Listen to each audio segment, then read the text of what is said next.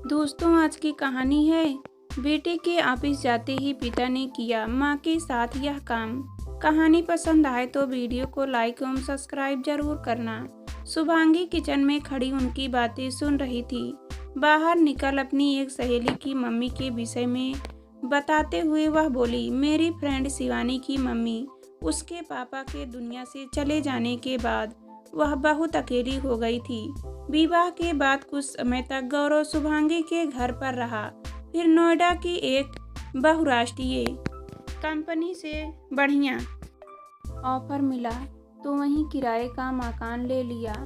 शुभांगी ने भी तब नोएडा के जाने माने स्कूल में अपनी सीवी भेज दी। उसके अनुभव व योग्यता को देख वहाँ उसका रिलैक्स हो गया। विदित भी अब तक 2.5 वर्ष का हो गया था।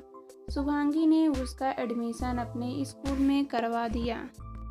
कुछ वर्ष किराए के में बिताने के बाद गौरव को नोएडा में अपना फ्लैट खरीद लिया। गौरव चाहता था कि अरुण के सेवानिवृत्त होने पर मम्मी पापा उसके साथ ही रहे। यही सोचकर उसने बड़ा फ्लैट खरीदा था। लेकिन अरुण मेरठ में बसने का इच्छुक था। गौरव उस समय थोड़े समय अंतराल पर ही माता पिता से मिलने चला जाता था। तब विदित 4ठी कक्षा में था। बाद में उसकी पढ़ाई का बोझ और बढ़ते ट्यूशन तथा गौरव की प्रोमोशन के कारण दफ्तर का काम बढ़ जाने से उनका मेरठ जाना कम हो गया। परिस्थिति को समझे बिना अपने को उपेक्षित मान ममता व अरुण मन ही मन घिन रहने लगे। इन दिनों वे भी बार बार फोन कर गौरव को आने के लिए कह रहे थे। कुछ दिन पहले ही विदेश में रहने वाले अरुण के एक मित्र का निधन हो गया था। उस दोस्त से फोन पर अरुण अक्सर बातचीत कर लिया करता था। मित्र की मृत्यु के कारण अरुण अवसाद से घिर गया था। ममता भी इस समाचार से दुखी थी। अपने मम्मी पापा की उदासी से चिंतित हो गौरव ने 2 दिन के लिए मेरठ जाने का कार्यक्रम बना लिया। शुभांगी और विदित ने स्कूल से छुट्टी ले ली। गौरव के ऑफिस में यद्यपि शनिवार की छुट्टी रहती थी, किंतु काम की अधिकता के कारण उस दिन ऑफिस जाकर या घर पर ही काम निपटाना पड़ता था। काम वहीं जाकर पूरा कर लूँगा सोचकर उसने लैपटॉप साथ रख लिया। तीनों मेरठ पहुँचे तो अरुण व ममता के सूने घर में ही नहीं, सूने चेहरे पर भी रौनक आ गई। शुभांगी वहां पहुंचकर चाय पीते ही रसोई में जुट गई। विदित दादाजी को अपने स्कूल और दोस्तों के किस्से सुनाने लगा और गौरव ने ऑफिस का काम निपटाने के उद्देश्य से लैपटॉप ऑन कर लिया। गौरव को काम करते देख ममता ताना मारते हुए बोली, पता है मुझे कि मेरा बेटा बहुत ऊंचे ओहदे पर है, लेकिन ये सब हमें दिखाने से क्या फ़ायदा।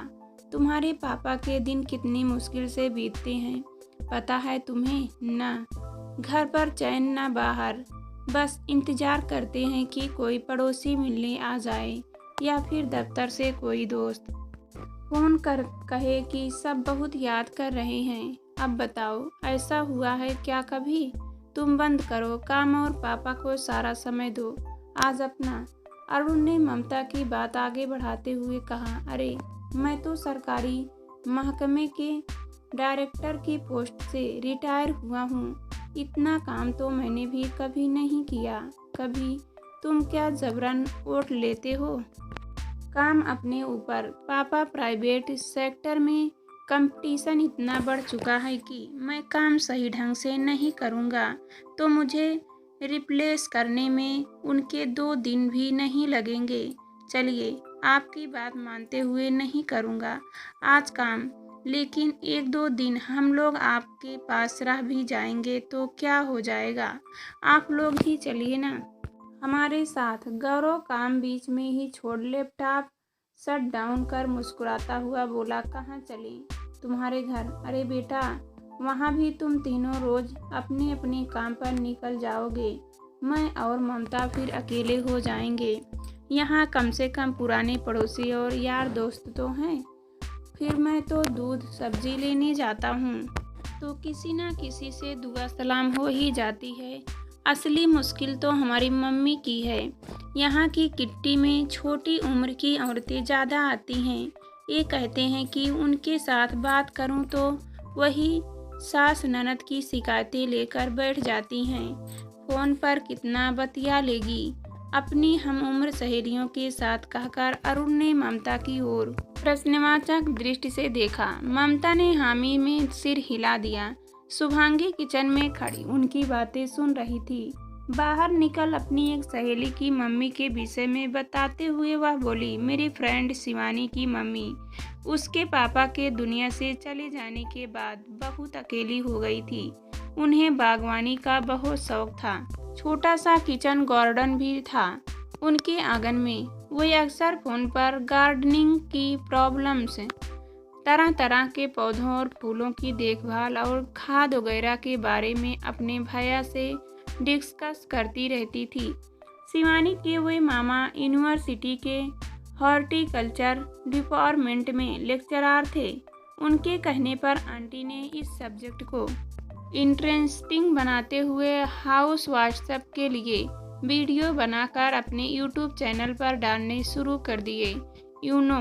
धीरे धीरे वह इतनी पॉपुलर हो गई कि लोग संदेश मांगने लगे फेसबुक और इंस्टाग्राम, और जब वे अपने सुंदर सुंदर गमलों और क्यारियों की पिक डालती तो लाइक्स और कमेंट्स की बरसात हो जाती। इससे ज़िंदगी में उन्हें खुशियाँ तो मिली ही, साथ ही वे बिजी भी हो गई। शुभांगी की बात पूरी होते ही ममता तपाक से बोली, मुझे भी कुकिंग का बहुत शौक है। इनका जहाँ भी ट्रांसफ़र हुआ वहाँ का खाना बनाना सीख लिया था मैंने।